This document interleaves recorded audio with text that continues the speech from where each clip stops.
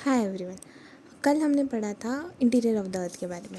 उसमें हम अगर कैसे स्टडी करेंगे तो डायरेक्ट सोर्सेज क्या होते हैं, इनडायरेक्ट सोर्सेज क्या होते हैं हमने देखा था। डायरेक्ट में आता है रॉक्स, वॉल्केनिक इरप्शंस। इनडायरेक्ट में टेम्परेचर, प्रेशर, डेंसिटी ये कैसे चेंज हो रहा है, फिर मीटियोर्स, फिर ग्रेविटेशन, फिर मैग्नेटिक सर्विस और लास्ट था सिस्मिक एक्टिविटी। सिस्मिक एक्टिविटी में अर्थक्वेक। सो अर्थक्वेक, आज हम अर्थक्वेक के बारे में पढ़ेंगे।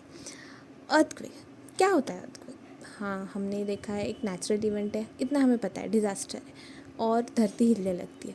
बट क्यों हिलती है, एक्चुअल में होता क्या है? तो लेट्स अंडरस्टैंड फर्स्ट कि होता क्या है। ठीक है, देखते हैं। तो ये है अपना अर्थ और हमें पता है अंदर बहुत सारी चीज़ें हैं, कोर है, क्रस्ट है, एक्सेट्रा एक्सेट्रा। तो यहाँ पे क्रस्ट है, बहुत सारे पत्थर पत्थर पत्थर पड़े हैं, बहुत कुछ है, बराबर। तो ये जो क्रस्ट है अपना, इसमें जो ये पत्थर है ना, इनमें किसी में ब्रेक आ जाता है। ठीक है, तो ब्रेक आ गया तो इसको बोलते हैं फॉल्ट। तो इसको फॉल्ट बोलते हैं।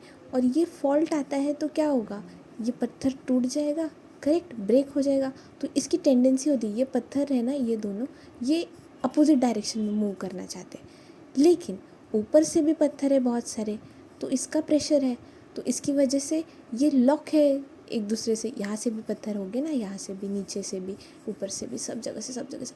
तो इतना प्रेशर है कि ये नहीं हिल पाते।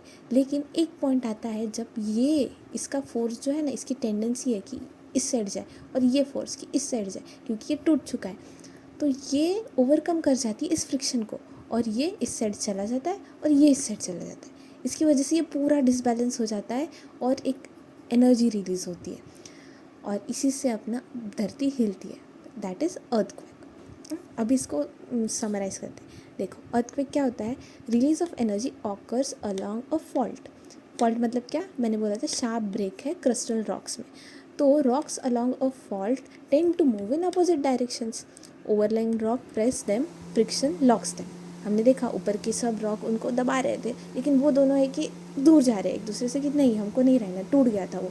तो टूटा हुआ रिश्ते में तो कोई नहीं रहना चाहता ना, तो बस उनको एक दूसरे से दूर होना था, लेकिन बाकी सब ने पकड़ के रखा था। सपोज़ करो ये सब रिश्तेदार है, ये हस्बैंड वाइफ है, इन दोनों का हो गया एक झगड़ा और इनको चाहिए कि नहीं हमें डिवोर्स लेके इधर उधर जाना है। अभी सोसाइटी के प्रेशर की वजह से ये पकड़े रखे, फ्रिक्शन है सोसाइटी का प्रेशर।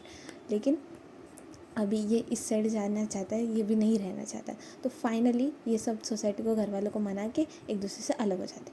तो हो गया ना, थोड़ा डिजास्टर हो गया। तो वैसे अर्थक्वेक हो जाता है, एनर्जी रिलीज़ हो जाती है। ऐसे ही अपना अर्थ के साथ होता है। तो वो बाकी के रॉक्स बोलते हैं कि मत जाओ, लेकिन वो टूट जाता है। तो ये एट सम पॉइंट क्या होता है, ये टेंडेंसी ज़्यादा हो जाती है और फिर फ्रिक्शन को ओवरकम कर लेता है, ब्लॉक्स टूट जाते हैं, एनर्जी रिलीज़ हो जाती है। हाँ, ये पॉइंट जहाँ पे एनर्जी रिलीज़ हुई है, इसको बोलते हैं फोकस या फिर हाइपोसेंटर भी कह सकते हैं। तो पॉइंट जहाँ पे एनर्जी रिलीज़ होती है इज कॉल्ड फोकस और hypocentre. Point just about it on surface, मतलब यहाँ से ये जो अपना था, क्या था अपना पॉइंट जहाँ पे एनर्जी रिलीज़ हुई, इससे सबसे नज़दीक का पॉइंट जो है ना, ऊपर स्ट्रेट सरफेस पे, तो सरफेस पे इसको बोलेंगे हम AP centre. The nearest point on the surface from where the energy is released is called epicenter, and the one जहाँ से एनर्जी रिलीज़ हुई इसको बोलते हैं फोकस, हाइपोसेंटर। कैसे ये लोग यहाँ पे कंफ्यूज हो जाते हैं कि हाइपोसेंटर कौन सा, एपिसेंटर कौन सा।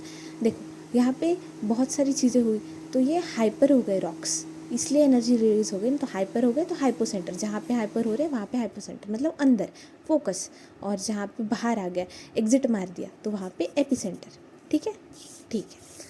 नेक्स्ट हम देखते हैं, तो क्या इसके बारे में और पढ़ते हैं, क्या लिखा है यहाँ पे। बता रहे कि सारे नेचुरल अर्थक्वेक लिथोस्फीयर में होता है। लिथोस्फीयर मतलब जो अर्थ है ना अपना, इसकी 200 किलोमीटर की डेप्थ तक के पार्ट को हम लिथोस्फीयर बोलते हैं। हम लोग ने देखा था, देखो, evolution of lithosphere, origin of earth और इवोल्यूशन ऑफ अर्थ में, तो वही लिथोस्फीयर।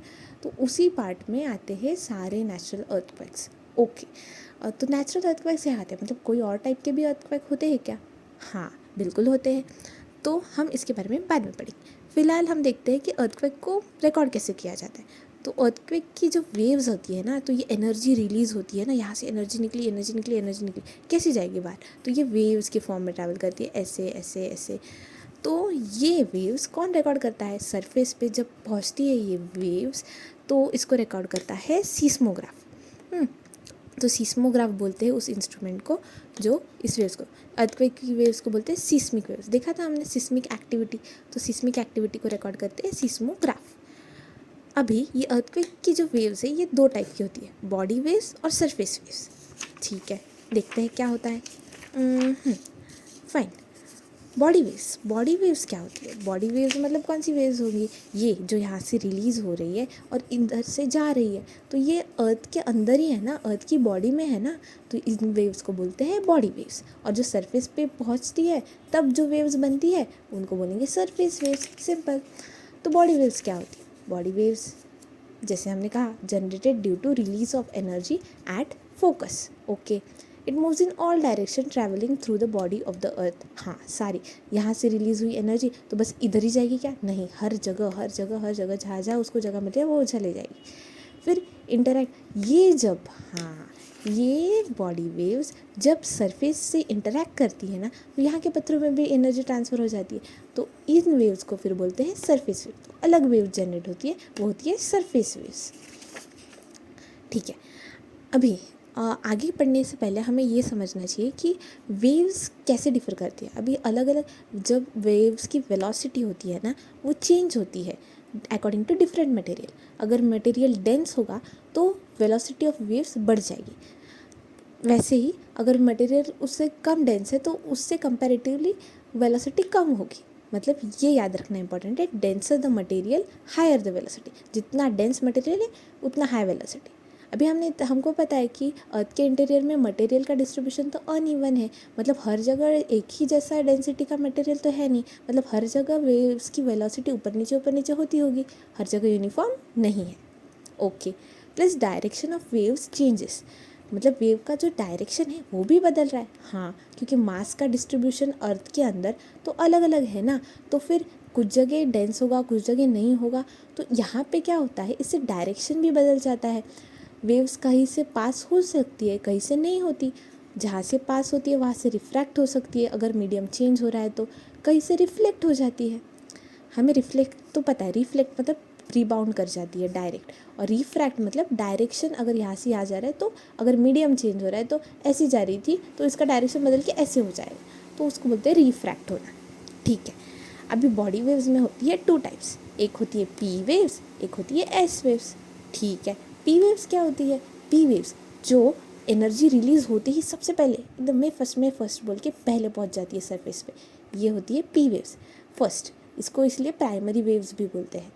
प्राइमरी वेव्स यानी पी वेव्स, प्राइमरी मतलब फर्स्ट, प्राइमरी स्कूल था ना अपना वैसे, तो पी वेव्स पहली जाती है, तो पहले आता है प्राइमरी स्कूल, फिर आता है सेकेंडरी, इसलिए बाद में आने वाली को सेकेंडरी वेव्स बोलते हैं। तो primary waves P waves, S waves secondary waves. ये first to arrive at surface और ये बाद में आती है एस वेव्स।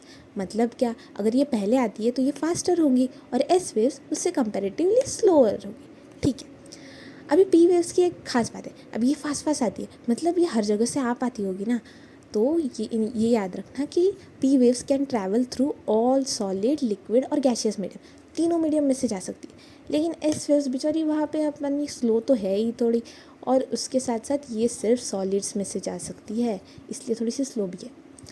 तो एस वेव्स सिर्फ सॉलिड, एस सॉलिड, पी से सारे सॉलिड, लिक्विड, गैस सब, प्राइमरी फर्स्ट फास्टर। ठीक है, अब ये पी वेव है, ये इसका डायरेक्शन होता है ना, ये अगर सपोज़ वेव इस डायरेक्शन में जाती है तो इसके जो पार्टिकल्स हैं वो कैसे वाइब्रेट करेंगे, ये भी उसी के पैरेलल वाइब्रेट करते हैं। ठीक है, मतलब ये पार्टिकल कैसे वाइब्रेट करेगा, ये ऐसे ऐसे ऐसे ऐसे ऐसे ऐसे ऐसे ऐसे ऐसे ऐसे, तो इस वजह से क्या होता है, देखो ऐसे ऐसे ऐसे वाइब्रेट कर रहा है और ये जा रहा है, साइड हो रहा है, तो इसकी वजह से क्या होता है, कुछ जगह ये स्ट्रेच हो जाता है, कुछ जगह स्क्वीज़ हो जाता है, स्क्वीजिंग हो रहा है, कुछ जगह स्ट्रेच हो रहा है, मतलब ऐसे ऐसे ऐसे हो रहा है, यहाँ पे स्क्वीज़ हो गया, यहाँ से ऐसा ऐसा ऐसा हो रहा है, स्ट्रेच हो रहा है, मतलब डायरेक्शन जहाँ पे है वैसे उसी डायरेक्शन में ये भी जा रहा है पार्टिकल।